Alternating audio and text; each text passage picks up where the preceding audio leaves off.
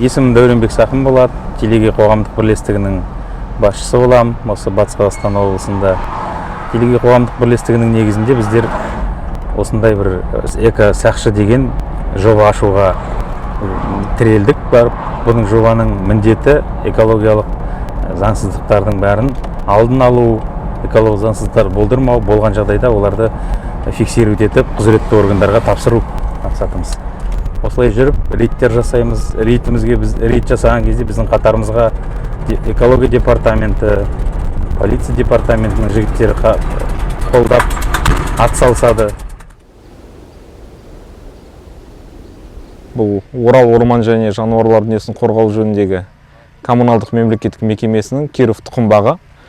Яғни осы мекемеміздің арнайы осы ағаш көшеттерін өсіруге арналған ағаш тұқым-бағымыз.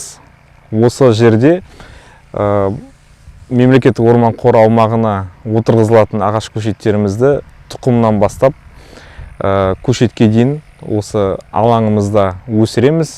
Өсіріп алғаннан кейін мемлекеттік орман қорына механикаландырылған түрмен ағаштарды отырғызу жұмыстарын жүргіземіз көктем және күз мезгілдерінде. Осы мына Жайық жағалауындағы, Бөкей Ордасы ауданында, Хан Ордасы ауылындағы орманды жерлердің бәрі мемлекеттің жері болғаннан кейін мемлекеттік орман қоры деп аталады. Яғни осы біздің мекеменің басты мақсаты осы мемлекеттік орман қорын сақтап қалу, қорғау және өсімін молайту. Яғни қорғап қалу бойынша ол бөлек сұрақ. Бізде қазіргі уақытта орман инспекторларымыз бар. Қорғау жұмыстарын жүргізіп жатырмыз. Орманды өрттен қорғау, браконьерліктен қорғау, жануарлар әлемін қорғау, заңсыз кесулерден қорғау, зиянкеспен аурулардан қорғау. Ол біздің тікелей жұмысымыз, басты жұмысымыз осы орманды барымызды сақтап қалу. Осы мақсатта бізде айта кетейін, тоже былтыр 18 орман өрті орын алды 2300 гектар аумақта. Өте қиын болды, аномальный жара болды, жел қатты болды. Жайықтың арғы бетінен бергі бетіне қайта секіріп, Атыраудан вертолеттар келіп сөндіріп, қаланың бүкіл 8 пожарный частьсынан келіп сөндіріп, орманды өртін сөндіру өте қиын мәселе. Қанша өртеніп кетті? 2300 гектар мемлекеттік орман қоры өртенді, соның ішінде 1100 гектар орманмен көмкерілген жерлер болды.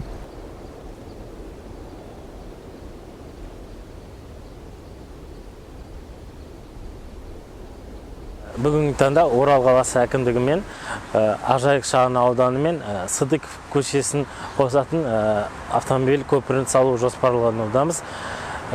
2020 жылы қыркүйек айында мемлекеттік сараптаманың оң қорытындысы алынды. Нысан жобалау аясында бізде жалпы ұзындығы 4180 метр құрап тұр. 4 көлік жолағы қарастырылған. Сонымен қатар жаяу жүргінші жолы қарастырылған.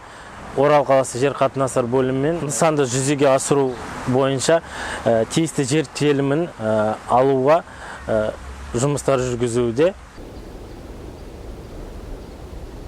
12 мамыр күні біздер қоғамдық бірлестіктер және де Орал қаласы халқы болып қоғамдық тыңдауда қатысқанбыз.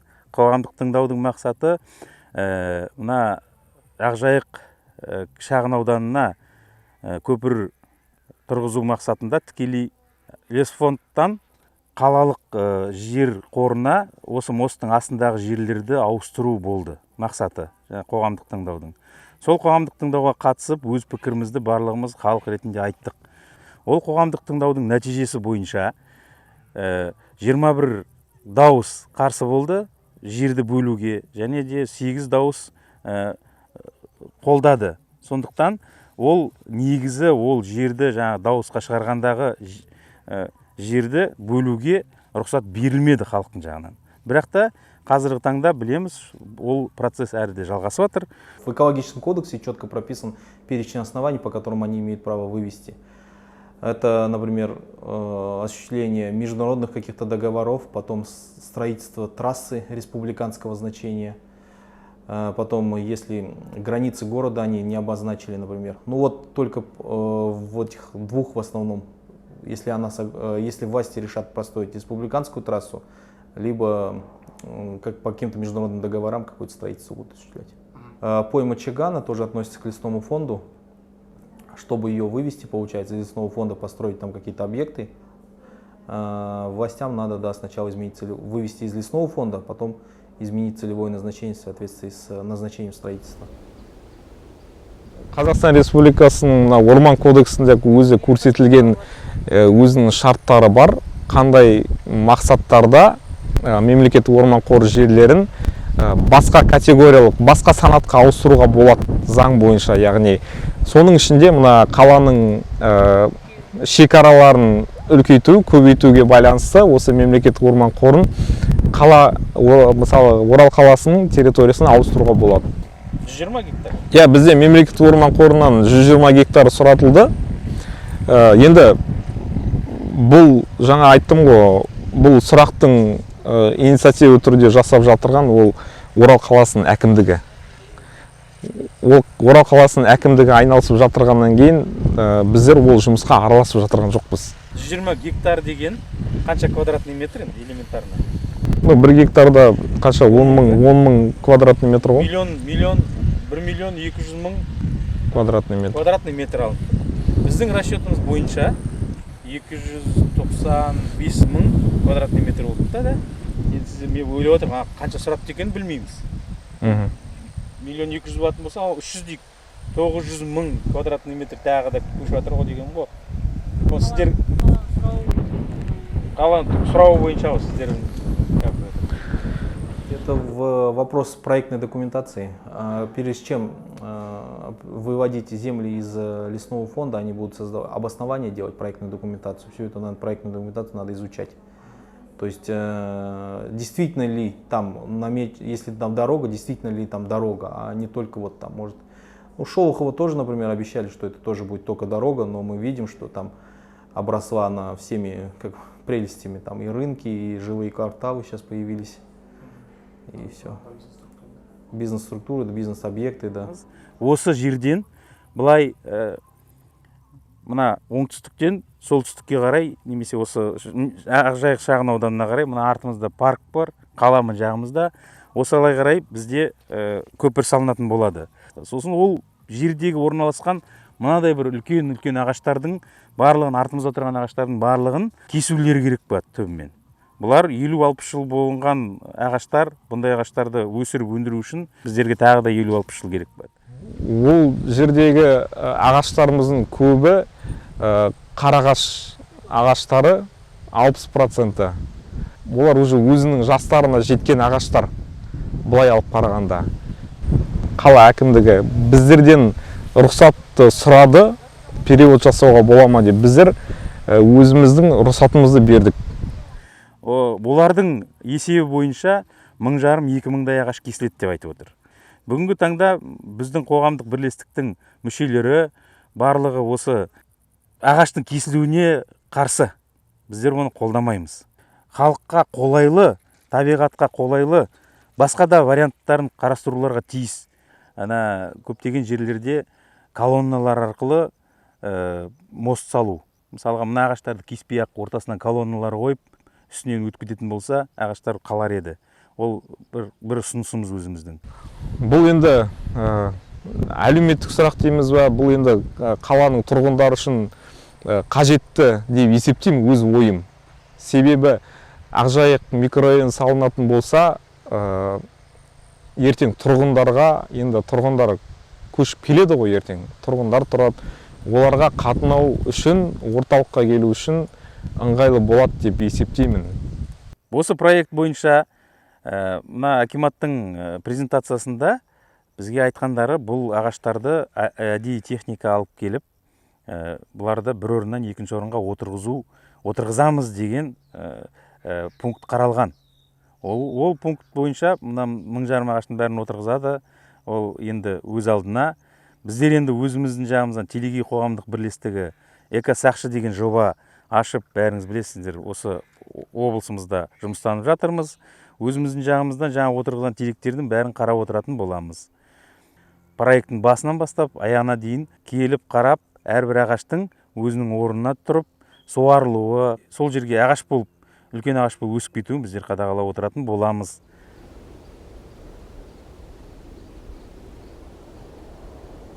Этот участок с 2014 года принадлежит местному жителю, предпринимателю по фамилии Миниус.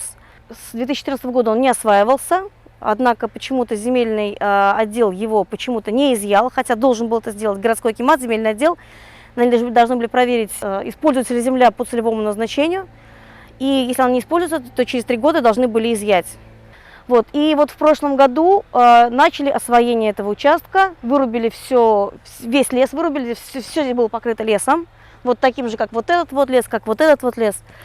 Весной этого года владелец участка презентовал комиссии при партии Аманат, экосовету при партии Аманат презентовал так называемый проект, который он здесь собирается строить. Он утверждает, что будет здесь строить спортивный комплекс.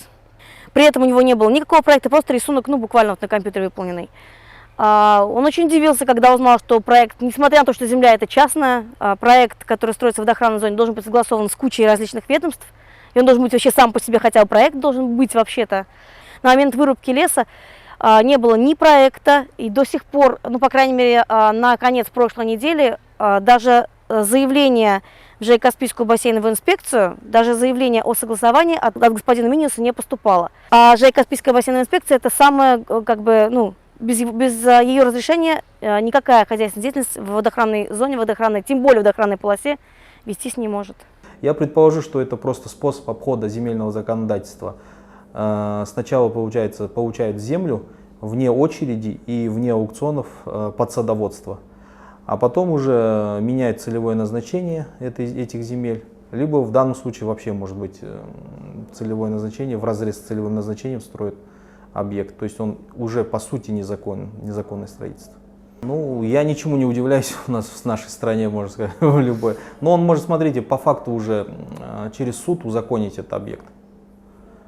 То есть он может объект ввести, построить, потом сказать, что ему в судебные органы, обратиться в судебные органы и сказать, что он, ну, на данном участке он не может осуществлять садоводство, но он уже построил объект там, по каким-то причинам, и уже через судебные органы суд может в его положение войти, ну, как бы, да, узаконить это строительство. Он, смотрите, изначально как садоводство получил, потом, если он под бизнес получает, но его частной собственности никто же не лишает, она у него в частной собственности так и остается, он имеет право, ну, все деревья буквально вырубить. Это вопрос, видите, изначально предоставления земли в пойме реки. Там еще, понимаете, в разрез с водным законодательством, получается, идет. Там у водного объекта является охранной зоной, есть. Там составляет в разных регионах, ну, по-моему, по разным рекам от 35 до 500 метров, в зависимости от рек. Сейчас мы провели замер расстояния от границы строительной площадки до воды, до среза воды реки Чиган. Он составляет, учитывая, что мы измеряли там не напрямую, небольшой угол, все это вместе получилось на 45 метров. Согласно информации, которую официально предоставило Управление природных ресурсов и природопользования, водоохранная полоса Чигана вот в этом месте составляет 100 метров.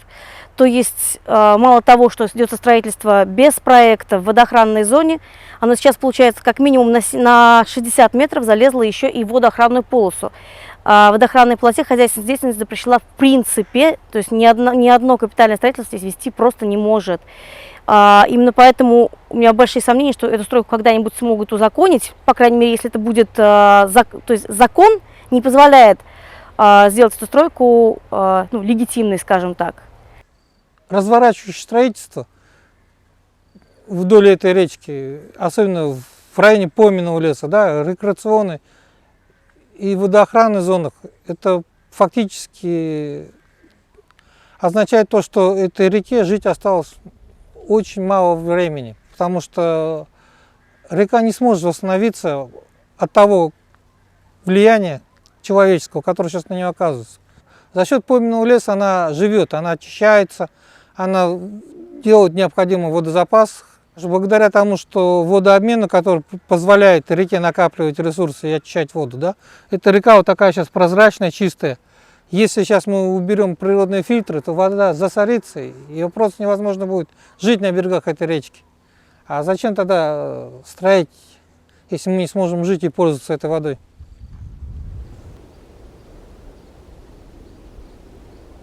Айтарым осы өзіміздің табиғатымыз, өзіміздің жеріміз біреу бізге әкеліп берген емес.